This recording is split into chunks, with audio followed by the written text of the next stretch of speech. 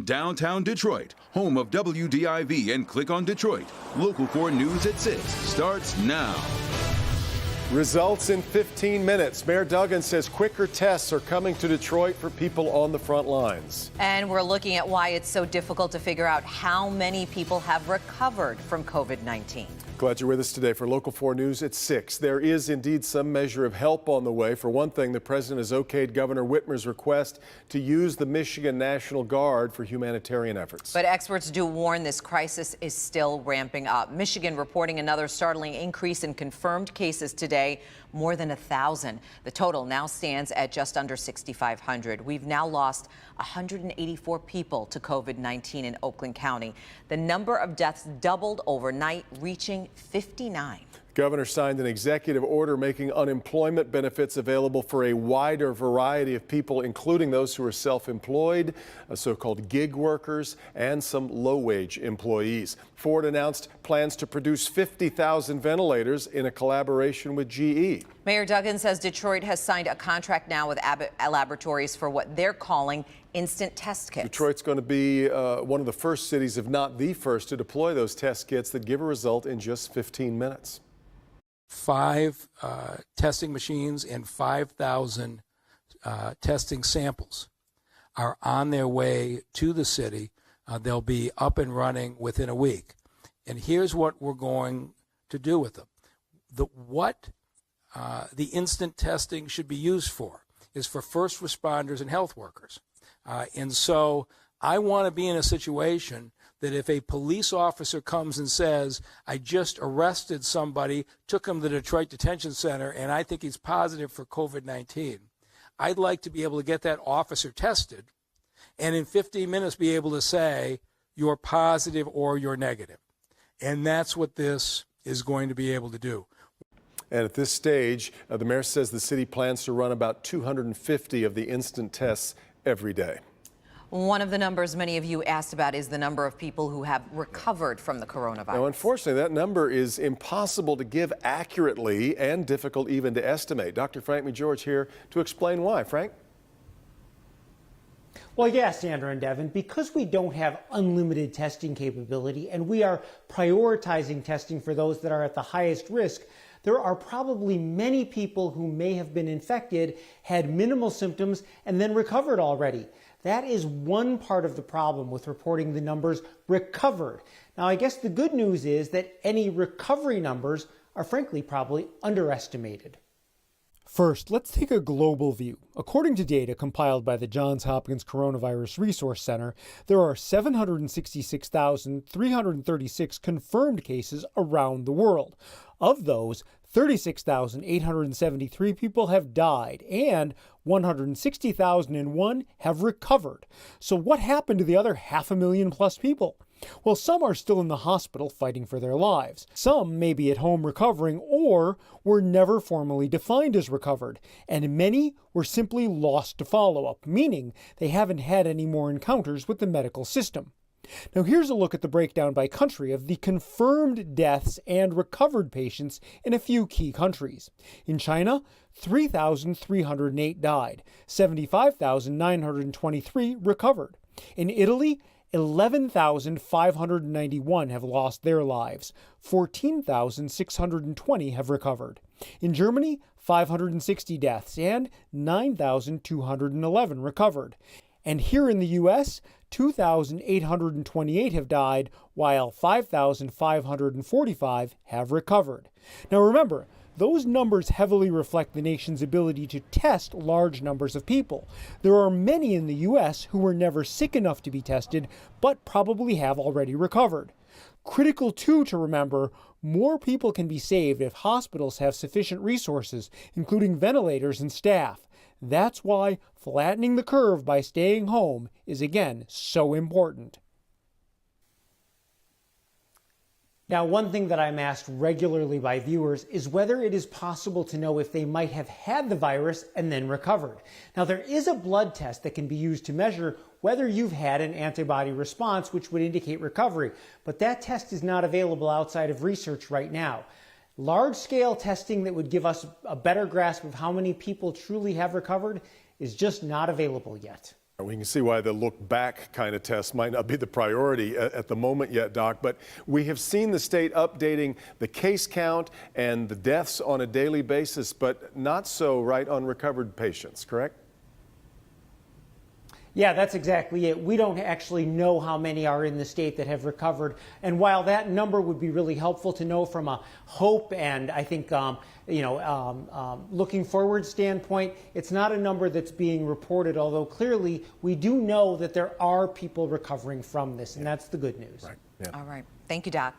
We do know how many schools have been affected by this, every single one. That's right. And now their teachers, the parents, all still waiting to know if the school year is basically over and what's next. Jason Colthorpe live with us now on the latest on when we might know that. Jason. You know, Devin, we really thought we'd get an answer last week when the legislature returned, but we did not. The governor had hinted about it last week. We thought we might get an answer today, but we did not until we asked her about it. And the question remains, what about students? Do they simply move on to the next grade? And what about graduating seniors? Do they just get their degree? 3 days after saying classes were unlikely to resume this school year, Governor Gretchen Whitmer said Monday no decision has been made. But we are looking very seriously about what our plan is going to be to meet the educational needs of our students, and I would anticipate probably another press conference yet this week on that subject. Not exactly what teachers and parents want to hear right now. Well, I think that one of the frustrations is that we've said it before and people get upset with me, but we are building the plane in the air and we're also fabricating the parts. President of the Michigan Education Association, Paula Herbart, knows these are strange days, and she's keeping close tabs on those discussions about how and when to end the school year. I want parents, families, and educators to know that we're a part of those conversations to make sure we're addressing the needs of the community. Whatever the plan is, Herbart says local districts have to be a part of it because they know their kids better than anyone. What I would hope is that we're thinking about students first and educators are a part of that conversation. And then remembering that educators want to do right by students, assume the best intention for our educators because they are doing whatever it takes to make sure that those students at home are getting whatever they need. A couple of ideas from the MEA/suggestions. One of them, we need better broadband internet because if we're going to do things online, everybody's at home on the web right now. There's just not enough space. The other is quite interesting when you're talking about virtual classrooms and teaching kids at home. Why not use public access television using kind of the infrastructure that's already there? And when it does come to seniors, they're thinking seniors will graduate with, if they were on track to graduate, they will do that. Same with, and also with juniors who need to take a standardized test in the fall, they can do that at no extra cost. We're live tonight. Jason Colthorpe, Local 4. Just the mass of this problem, how many different families and lives are impacted. And it just continues to grow, really. Keeps going, doesn't it?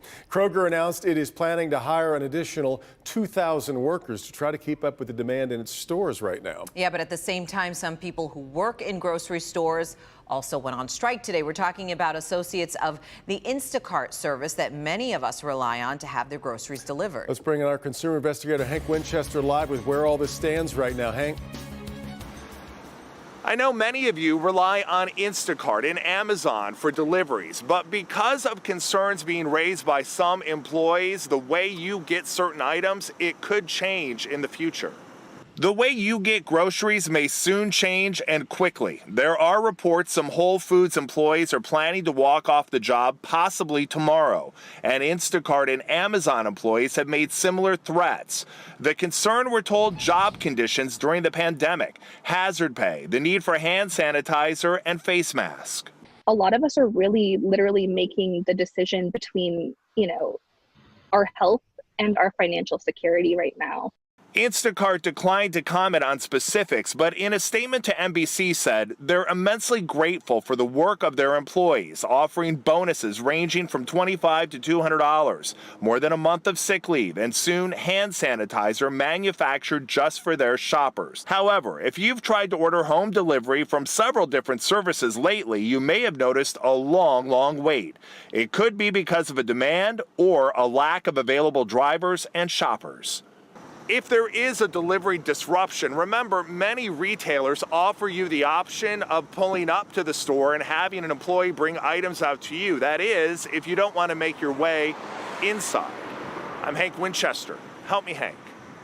All right, thank you, Hank. One group of workers facing a unique challenge in this crisis are the people who staff funeral homes. Paula Tutman shows us how their jobs are suddenly changing. Certainly, you can understand people who are grieving the loss of loved ones, understanding how much the funeral industry and profession has changed, but also understand that it's really changed for funeral workers because they are now part of the front lines. Right now, there are two types of people who have died: those who have died from COVID-19 and those who have not. And those who did must be handled very differently. When you're dealing with an airborne virus that can be found in the air particles surrounding a dead human being that may be expelled from their nose, their mouth. And when a deceased individual is moved or transported, this oftentimes can jog those particles from those orifices. They're in our cars. They're in our preparation facilities. They're around our people. So we have to treat this very, very carefully. Patrick Lynch, the patriarch of Lynch & Sons Funeral Directors and a past state and national president of the Funeral Directors Association, says the profession has had to change just to keep funeral workers safe. And not all funeral homes are comfortable handling the biohazard of someone who has died from COVID-19 because so much is still unknown. This is all very brand new, and more news is coming out not just on a daily basis, on an hourly basis. So I can clearly understand how there may be some funeral homes who are ill-equipped to do this.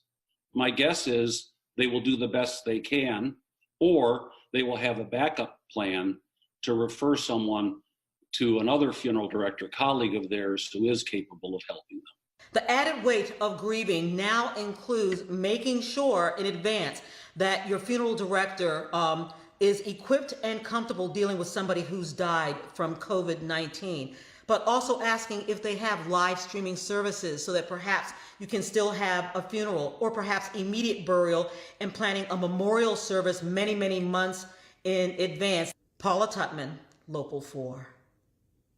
Boy, this is tough. Just really changing the way people have to grieve. And closure for so many families. So right, yep.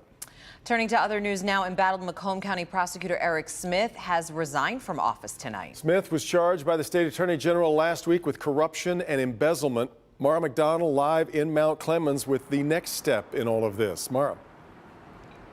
Well, Devin, here's what happens now. One of the in-house prosecuting attorneys in the office takes over the management of the office, and the Macomb County Circuit Court will eventually, probably sooner rather than later, name an interim prosecutor. Eric Smith sent out his decision to resign by email, which in part reads, "With that said, it is with a heavy heart that today I am announcing my immediate resignation from the office of the Macomb County Prosecutor. After much reflection, I know that for the betterment of my family, my health, and the citizens of Macomb County, it is time for me to step aside so that the Macomb County Prosecutor's Office can continue its great tradition of serving and protecting the county." The reality is, if he hadn't resigned, there was going to be a very public, ugly fight over his removal at the Macomb County Board of Commissioners, which his brother Bob chairs. What this does is it creates an opportunity for the circuit court to make a decision who they want to appoint as the interim prosecutor. And then we've got an election cycle right around the corner where people are going to decide whether they want to run to become the next prosecutor here in Macomb County. Back here live, Smith is accused of misusing hundreds of thousands of dollars of civil asset forfeiture funds. We're live in Mount Clemens tonight. I'm Mara McDonald. Back to you. All right, thank you, Mara. A check of the weather coming up, but first, here's Jamie. Coming up on Local 4, we talk to an ER doctor on the front lines fighting this virus, and she has a message for all of us. There is now a stay home, stay safe order in Michigan. Everyone should stay home unless it's absolutely necessary. Stay with Local 4 and click on Detroit for the latest information.